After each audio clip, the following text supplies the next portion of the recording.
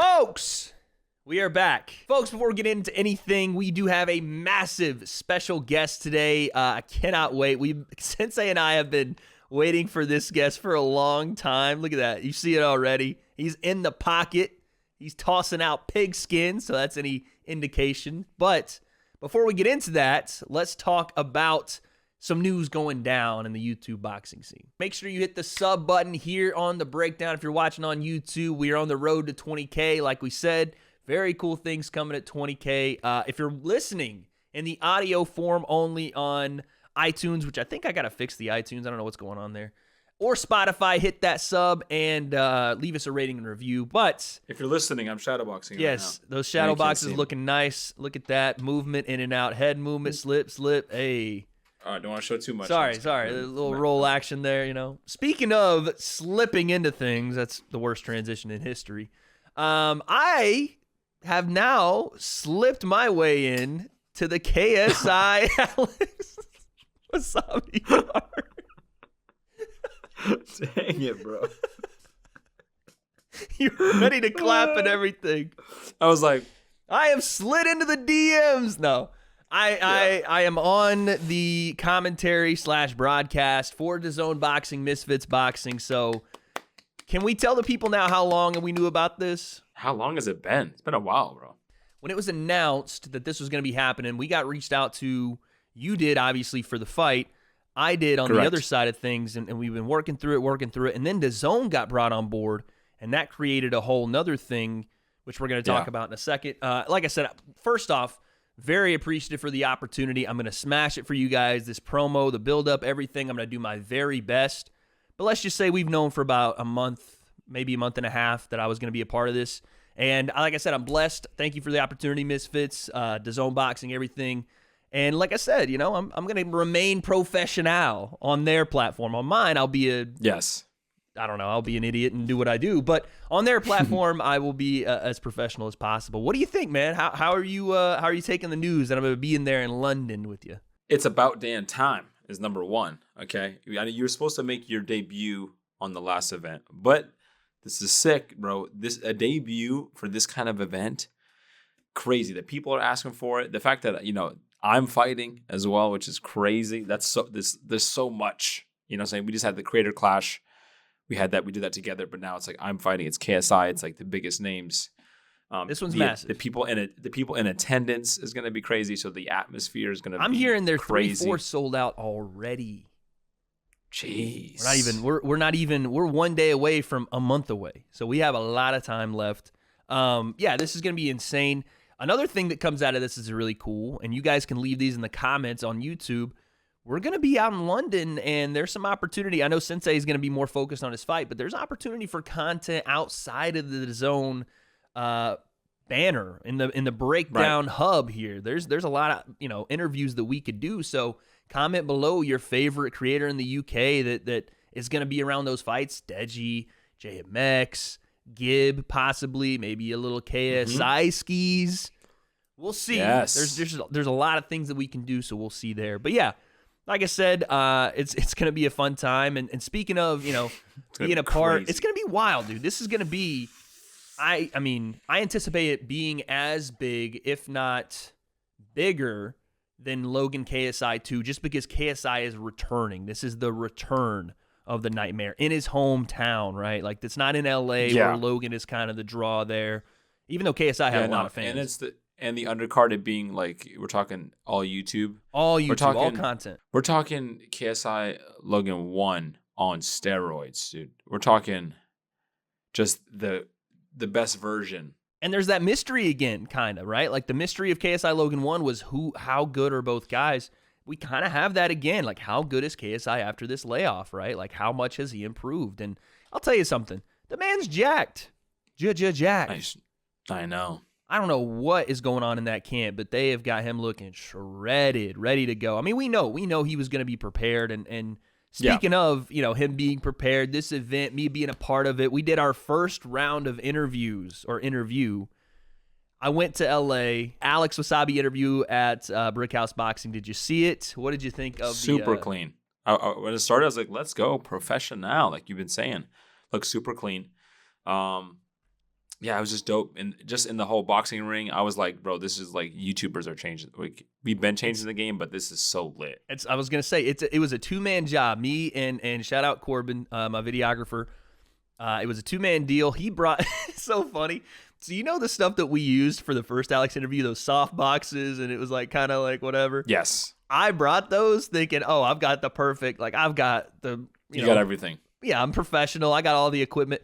This motherfucker Corbin brought in, it looked like stadium lighting. He put this thing up. It was as big as the entire half of the ring that you don't see. It was so big. There was 2 big lights. We had a 3-camera setup. He killed it. He was like he was really good. But the interview itself is what I want to talk about. The content of the interview. Did you see some of the things Alex had to say about KSI? You know, I looked through my comments and a lot of people were, you know, to be fair to Alex, they're like, man, Alex comes off really humble, really honest.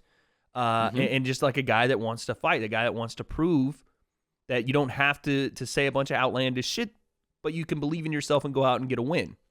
What do you think of what he had to say about KSI in the fight? Yeah, I mean, he's saying what he said before in terms of, you know, KSI might be underestimating him.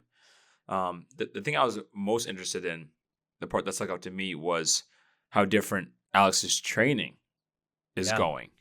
How in terms of his previous camp. That he just had with Deji. So I was like, ooh, because that's probably the biggest difference. You know, we know KSI has been training. He's doing his thing. But Alex had his first camp. He had his fight. But now the training has been so much different. I'm talking about his sparring partners, how his sparring's been going. Just the whole environment. You can tell, just the way he was talking about it, how different it's been than the previous, you know, sparring training and everything else. You can tell that it's a big difference for him. And I'm interested to see how that turns out in terms of his fight. Well, Brian Valoria, 4-time world champ, former Olympian, that's his head coach in his corner. And listen, I can't say too much, but I have seen some things from Alex that they, you know, I was privy to by being there. He's sparring some real guys, man. There's some real pros in there, some guys that are 9-1, 5-1, some cruisers, some bigger guys too. And I will say one thing that you know I saw while I was there is this is a serious gym. This is not a YouTuber gym. This is a legitimate pro boxing gym. So like you said, Alex is taking this just as seriously as KSI is. The thing that I picked up on was more about how KSI views him and how he views KSI, right? There's a difference here, and we knew this. Like, he thinks KSI is underestimating him. He looks at KSI as a guy that is just not a great boxer.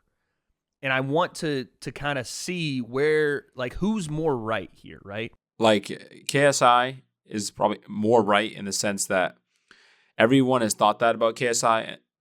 You think that about him, and then when you're in there with him, you're like, oh, wait a second.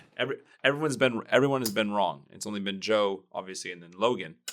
But Logan thought the same thing. Yeah. You know, thought the same thing both times, even after he was in there with him. Mm-hmm. Like, this guy's just not as good as me.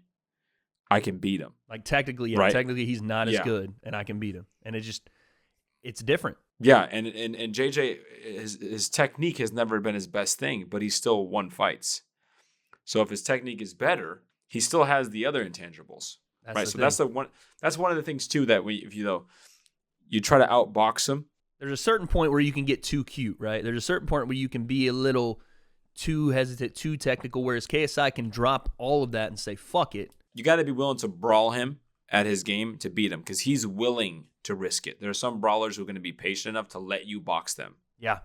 He's not going to be that guy. And I think that KSI also does, though. I did hear something from Alex that I think maybe true is that I think JJ does want to show his skill. I get the vibe that he knows that people are saying this, that he isn't as technical. And I think he's probably tired of hearing that and wants to go out there. So that may go in Alex's favor in terms of it may turn into a boxing match where he may play into Alex's game. But I think it could start that way, like Alex was saying too. Yeah. I think it could start that way where he opens up a little more technical, a little more patient, and then let's say, you know, he doesn't get Alex out of there quickly, which I don't know if that will happen, that he just gets out. I don't think that's the case. Let's say that does happen and Alex stays around a little longer and a little longer and a little longer. That could open up KSI to being like, screw this, dude. This technique stuff, it's great, but I need to go back to what I do best and make this a fight. Get in his face and just walk him down. I do think that Alex is going to perform a lot better than people think. I agree. I 100% agree. That's like I probably think that's going to be the main takeaway from the fight. And that's big for Alex and for KSI, right? Because if Alex does perform on a level that's like, because we all know what's online, and it's not necessarily fair to Alex or KSI to say, oh, this is a cakewalk, this is nothing, like KSI should knock him out cold and move on. If Alex does perform better than expected, and KSI, not that he performs worse, but it's going to look that way by proxy of Alex doing well, that is a big takeaway from both guys. It leaves Alex in a good standing, and it leaves KSI in a place where it's like, well, you said this guy wasn't this, and now you want a Jake fight, but this guy was able to do, have his way in certain cases. Yeah, he's got nothing to lose, and KSI has to fill his own shoes because he's what he's been saying. But speaking of KSI and in this event, as usual in this YouTube boxing scene, the two head honchos went back and forth again last night on Twitter. Did you see any of this KSI and Jake Paul back and forth? Yes, I did. So Love KSI was clowning Jake for having a $60 pay-per-view. First off, $60 for Paul Rockman Jr. What do you think on the price point there? It's high. It doesn't. It's. I think people should know this too. It's not necessarily Jake's fault. Like, he's with Showtime, and Steven Espinoza and those guys, they're not going to come down under 50. I wouldn't say for a pay-per-view. And once you have that price locked in, which I'm assuming they've had since Tommy Fury was on this card, it's kind of tough to move it around. So it's not necessarily Jake's fault, but it is high. It is. Yeah, because it doesn't matter even if Jake is, let's say, doing better or he's fighting better, opponents. It's the fan base. It's the consumer. And that price point is too high. So with them promoting this thing and really no one knowing how it's going to go there in Madison Square Garden, I want you to give me a prediction on the buy rate of this thing. I think they break 100. I would be surprised if they break 250. I would say that. Yeah, I mean, because what was the last one? I forget. Wasn't it super low? So everybody ran with the 65K number, and I think people got confused as to the digital buy rate versus syndicated television buy rate. Yeah, I think it ended up being more around like 300,000 to 325. Okay. As it gets closer, like when you get really close to a fight, you start to like really think. People like decide. The fantasy aspect of it comes into play. Like everybody's kind of here, and then all of a sudden it's like, oh, this thing is, But because of how dangerous the fight is for Jake, I think this is like, because like the second Woodley one, it's like, okay, Jake, it was you didn't expect like anything crazy, but this one, you're like, Jake could get flatlined. Yeah. So because that's like a real potential, I think like the Gibb one, even Askren, it was like, how do you think they're gonna do? It's like they're fans, but there's no real crazy danger. Woodley was like, oh, he has punching power, but is he gonna punch? But then you have like this guy who's a legit boxer, who's a lot bigger, that's the other thing, is more experience and bigger. Heavy. Did you see him in that pad session a couple days ago? Yes. Massive. Fuck. Right. So that's why I think that part of it, when that sets in and it gets really close, I don't think people are going to want to miss it. I think it's going to do better than people think, just because maybe not the name, but then when you realize, dude, Jake can get knocked out. Yeah. I don't want to miss. Could be. I'm going to stick with, I'm going to say I think we're around 225 to 250. And I don't mean that as a disrespectful thing. It's not even Jake's fault, really. It's just when you have this build with Tommy Fury, and that's a fight that people did want to see. I would have said the Tommy Fury fight would have done, I could have seen 400K there. I could have seen 3 to 4. Yeah. I could have seen that one, maybe even 5. Like, I could have seen that one doing really well. But it's like, you change this, and the social aspect of it is tough, because on the YouTube side, we're seeing numbers around this fight that I wasn't even seeing for the Tommy fight. Like, more people seem interested on the YouTube side. It's just, how does that convert to the pay-per-view side, right? So I would say around 250. If they outdo it, fucking awesome. That's awesome. Great job. But I would say 250. You said you're going with more. You said you think it does more than 300K? I think it could. I just because the name from the boxing scene, and he's an actual boxer. Yeah. Like, before this, boxing fans have been watching a YouTuber fight an MMA guy. Yeah. There's been no boxing in there, so you're not no one's to represent. Right. Now they feel like, okay, we're watching an actual boxer. Yeah. The boxing scene is going to be represented. The sport is being represented that night. This is the first time. The sport of boxing is being represented against Jake Paul. So I just have a feeling that that's, by the way, that's why really I close, think if Jake does win, that's why I think his next one does numbers. Crazy. That's why I think this one may not, but if Jake wins, he's got to win versus boxing, right? Like that's the one thing that he hasn't gotten in people's minds yet, that he can do this against a boxer. Once that happens, then his next one goes bigger. Speaking of events, having opponents pull out, having things happen, we've seen now, and we're going to get to our guest here in just a second. Social Gloves in the YouTube boxing scene. Social Gloves 2 obviously, unfortunately, had to postpone. Quick thoughts about what's going on there with Gibb and Austin. The fight was supposed to be July 30th. Now, early September is what we're hearing. Just really quickly, what are your thoughts on what happened there, man? We have to see what this head injury is. We talked about this before, but this is the first thing we've seen, even like in the YouTube scene, as a postponement because of a head injury. Because everything else, broken back, ribs, ankle, that happens everywhere in any sport. Yeah. But head injury in boxing, big no-no. It's a whole different ball game. So I think we should err on the side of caution, and I think it still happens. I think we don't. I don't see Austin being like, "Oh, Gibb, you're scared." You know what I'm saying? There's none of that. No. I hope, and I think we both hope, and we want to obviously, hopefully Gibb is healthy. That's first and foremost. We want to make sure that he's healthy, and if that's the case, great, go on with the fight. If not, and they need a different opponent, I would rather see that than Gibb put his well-being on the line in that way, right? Because we know how dangerous the sport is, and I don't think people have necessarily seen that yet in the YouTube scene, but let's just say we hope that Gibb is healthy. That's all. But speaking of that card, it's time to get to our guest for today. If you guys could see over Sensei's right shoulder there, that's a signed picture of Adrian Peterson. Now, you guys know we've talked about AP and his opponent for Social Gloves, Le'Veon Bell. Well, folks, we have Le'Veon Bell here for you today. Ladies and gentlemen, our interview guest, I present Le'Veon Bell. He's a former All-Pro NFL running back, now turned boxer. Le'Veon Bell, what's up, man? What's good? Glad to have you. Glad to be on the show, man. So listen, Le'Veon, I'm kind of surprised, but at the same time, I'm so intrigued by this move to boxing. Talk to me about. Obviously, we know this. You're all-pro running back. Your time with the Steelers. We've been watching since you were hurdling people back in Michigan State, Boise State defenders, leaving them in the dust. What in the world made this transition from boxing a reality for you? Why boxing? Why now? Well, I kind of started boxing for football workout. That's how I started. I started just football training. I got into boxing because it was extra cardio, good workout. Help get my legs straight. I kind of started, I think, in 2017. 2017 is when I started doing it a little once a week.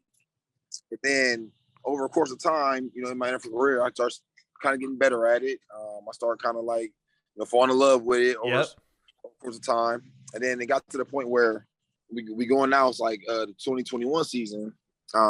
Baltimore calls, and it's I'm kind of up in the air about it, playing in the season. It's I don't know, because I've been training for boxing. I kind of know my idea what I want to do.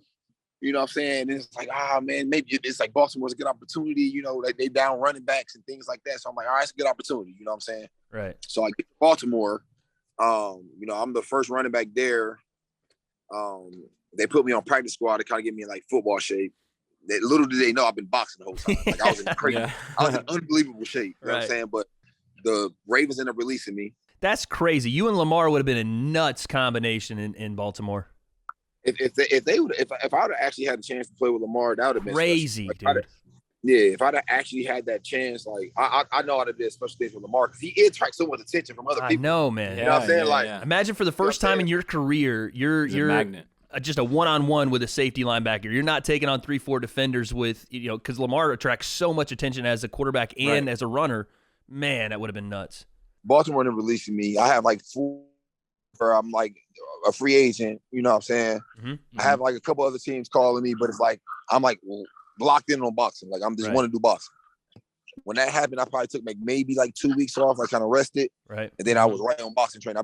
I've been boxing every day. I might have a week or a day or two maybe during the week where I'm off. But like I've been at it ever since then, you know, because I love it, and I got more enthused in it. I got more involved in it. A lot of sparring and working out with guys. So it's been fun, bro. I've been enjoying the process. I can tell, man. I think we can both see that energy out of you, man. Obviously, you know, like you were talking about, everything happens for a reason, and it feels like, you know, this is a natural progression for you because you've tried. You've tried. Okay, I'm going to Baltimore. Cool. Doesn't work out. Right. Cool. I'm going to go give Tampa a shot. Cool. And you said something about your age. I don't think people realize you're only 30 years old. Right. Like you're. Oh, damn, right. That's great. He's younger than you, Sensei. Like, I know, bro. Football's so different, man. Football's so different. But yeah, so you're fighting AP. Obviously, the date, Social Gloves 2 has been moved back to September, but the card's still on. Talk to me about this fight. I mean, obviously, we have I've seen some footage on you, legit. Like I am in this YouTube boxing scene. You step into this thing, and with the win versus AP, you're one of the top guys, in my opinion, in this scene already. Yeah, for sure. But talk to me about that fight. You know, I don't know if you've seen anything on AP, what you're expecting out of him, what you're expecting out of yourself. What do you think about this thing, man? I haven't seen much. It was like a video clip, I guess, Social Gloves posted. It was like him doing mitts or something. They showed a little bit. You know what I'm saying? He didn't look, it didn't like he looked too bad. You know what I'm saying? He looked like he was, you know, he looked solid, had his hands up, was throwing some punches, like solid punches. Movement looked solid. So I feel like, you know what I'm saying, it's going to be, you know, a good fight. You know what I'm saying? I think I'm not necessarily kind of worried about, you know, some him. It's like more about me. You know what I'm saying? I feel like I want to go and just, you know, put on the show. You know what I'm saying? Like I think I'm prepared for, you know what I'm saying, anybody that happened to be in the ring. You know what I'm saying? It just happened to be AP. You know what I'm saying? But I feel like, you know, once I do this fight, you know what I'm saying, it's going to be a great opportunity to kind of show people for my first outing. I plan on putting on the show. You know what I'm saying? I literally plan on showing all type of, like, exactly how much skill I got. You know what I'm saying? It's like, yeah, people going to see. You were a very smooth, very finesse player, a guy that, for the size you were, people were like, man, this guy moves like Tyreek, but he's 6'1", 220, 230. Like, I expect a lot more of that in the boxing scene. I expect you to be fluid. I expect you to be a guy that's hard to hit, you know, just like in football, right? So Right. I take pride in that, especially in boxing. Like, in boxing, I take pride in that. Like, don't get in touch, not getting touched. Yeah, finesse. I wanted to talk to you about, you know, not only Adrian Peterson, because obviously that's the fight on your mind, and we're going to keep, you know, focused there, but your aspirations in this boxing scene. Obviously, I've seen you on Twitter. I've seen the idea when Tommy Fury fell out of the Jake fight, you know, of you and Jake Paul possibly stepping in there. Is that your aspiration to get to that point where you are, like I said, top of the bill here, the Jake Paul fights, even further on into pro fights with, you know, boxers that have been in this scene for a long time, world championships? What are you looking to do in this boxing scene moving forward? Is a Jake Paul fight in your mind? Yeah, I think the Jake Paul fight eventually will happen. It's going to happen at some point. He got a fight coming up, actually. So yeah, he's got Hassim Rahman coming up August 6th. Yep. Yeah. So it really, it's crazy because that my fight got pushed back because I was going to put on the show, and then I feel like after I put on the show, and then if he did what he did in his fight, I feel like a lot of people was going to be asking for the fight, like, oh yeah, we want to see it now. You know what I'm saying? But it's like now that my fight kind of got pushed off, you know what I'm saying? He got a good fight too. Like tough fight for Jake. Tough fight for him. So it ain't like he gonna just go out there and it's a guaranteed win. No. But I feel like if he wins, you know what I'm saying, I'm definitely gonna want to fight him then. Like if he lose, I feel like I'm not gonna be on it as much, just because like I want to be like the guy who beat him. Like and not just him. It's just like I don't want to be fighting guys with losses. You know what I'm saying? Like there's a lot of people talking about me fighting like Tyrone Woodley and stuff, and it's like I don't want to fight guys who like I don't feel like I'm gonna get anything out of it, because if somebody already took that L, you know what I'm saying? Somebody took that L on, you know what I'm saying? So yeah, I want to be a guy who like I'm fighting guys who hasn't lost, or if they have lost, it's like one of them legit boxers, because that's the direction I'm going to go. It's like one of them legit guys who are like, these guys got 30 fights, you know what I'm saying? They might be a guy who's 26-2 or something. It's like, okay, but I'm still stepping my way, trying to move my way up, you know what I'm saying? Yeah, once you step in the ring and you have your performance, it happens fast. It doesn't, like traditional boxing, it takes a while. People build. But in this scene, all it takes is one video clip of somebody hitting mitts, and all of a sudden you could be like the next contender, bro. You could have you can land a fight just off training footage, bro. Hey, real talk. He said you gotta have a clip when you hit miss. Hey, real talk though. Yeah. Hey, I might have to throw. I ain't been putting up no clips. That's what we're waiting. Bro, if you put a clip, I was gonna say, bro, we was waiting on that. Crazy. I ain't been putting up no clips. We were talking about this last week. You and Adrian Peterson, just by namesake alone, obviously the NFL following, are the two, in my opinion, two of the biggest names on this card. You guys dropped two clips, bro, and those are viral immediately. Like, you guys are already top of the bill. You know what I mean? I'm on your tag photos, like tag pictures, scrolling, bro. Like, I'm going to find one clip somewhere, bro. I got to search 10th page on YouTube, Google, bro, Wikipedia, something. Hey, that's crazy. I already know. Like, if you find any clips on me, it's like old clips. I haven't posted no new ones. It's because I haven't posted no new ones because it's like I was waiting for like to just show everybody like when the fight comes. I was just gonna be like everybody seen the old clip. Like just how it's gonna be like night and day. Like you know what I'm saying? Like from seeing me versus like when they go see me in the ring. But it's like I don't want to keep holding off. Like on the 30th, I might have to drop something. But like, bro, we will take a 2-second clip and drop a 15-minute video, bro, on that. So I'm just posting my channel right now, bro. No, I do the same. It's the same, man, bro. People want to know what we think. They do. But I have a question. What do people from the league, like other players, think about? Are you an outlier in terms of people who want to box? People like obviously players. You know, is it like what do the other players think? Do you think that you're just crazy for doing it? Obviously, they saw Nate. That's from the NBA. It's a different game. But I know every person's individual. You guys might have boxers in your family. People might have grown up boxing, like you did it as cross training. I know like Dame Lillard is a guy who boxes, but specifically from the NFL and guys from the league, what do they think about you doing this? Yeah, like when I was doing it, it was a lot of support in the league. Like when I was in the locker room, especially like with the Ravens in Tampa, like when I was there, because I was boxing more. So like later on, like a lot of guys like supported it. They see me like kind of like shadow boxing all the time around the locker room and on the field. Okay, yeah. So they always they kind of knew like this time will be coming at some point. You know what I'm saying? They was like, hey, bro, when you got your fight, bro, I'm there front row. I'm there. Like, you know what I'm saying? Guys was like kind of supported. You know what I'm saying? But they be saying, like, bro, I don't know how the hell you get in that ring, bro. Like, I'm cool on getting in that ring. Like, they literally be saying they boxing this, like, because it really is. You know what I'm saying? Yeah, it's different, man. It's different. Yeah, it's different mindset. You know what I'm saying? It ain't for everybody. You know what I'm saying? So, you know, you definitely got some football guys who are like, yeah, I never get in the ring. You know what I'm saysaying? Then you got some guys who are like, oh yeah, that'd be fun. I'll try it. You know what I'm saying? Yeah. Some, you know what I'm saying? Open my foot until you know what I'm saying? They might do that one round, bro. Hold up. But hey, it'd be different at them 3 minutes, bro. That's when you first start. Like that shit for like 20 minutes. I'm telling you. It's a different game in this boxing stuff. And that's why I think a lot of people, like you said, rock with you so much because, you know, the NFL, you know, not for long is kind of the trademark there. And, you know, you get your money while you can and get out of there, hopefully healthy as possible. But you're going into arguably a more dangerous sport and doing so kind of without missing a beat. You know, you're just transitioning this quickly. And I think we're all excited to see, you know, what you have for your fight in September.